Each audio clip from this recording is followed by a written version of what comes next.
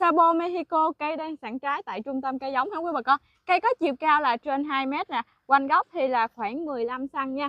Đây, cây đang ra trái rất là nhiều luôn nè, trái ra xum xuê luôn ha. Quý bà con về trồng ngay là có trái ăn liền được luôn nha quý bà con. Dòng Sabo Mexico là trái to, tròn, ít cám ha. Đây nè, bạn này thì rất là dễ trồng và dễ chăm sóc nha quý bà con. Dòng Sabo Mexico đặc biệt là không bị sượng nha. Ngoài cây Sabo Mexico mà cây đang sẵn trái bên trong cũng còn rất là nhiều cây đang trái kìa.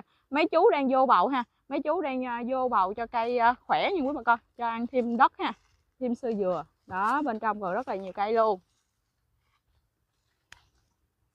Dòng Sabo Mexico thì rất là dễ trồng và dễ chăm sóc nè, phù hợp với mọi vùng miền và đặc biệt bạn này chịu được phèn hen, ưa nắng luôn nha quý bà con. Đây, nếu mà quý bà con chọn trồng Sabo Mexico, trồng sinh thái, trồng rút ngắn thời gian cho trái, trồng có trái ăn ngay ha, thì cứ việc liên hệ về trung tâm cây giống hoặc là inbox trực tiếp, bên em sẽ có nhân viên tư vấn cho quý bà con. Xin chào và hẹn gặp lại ạ.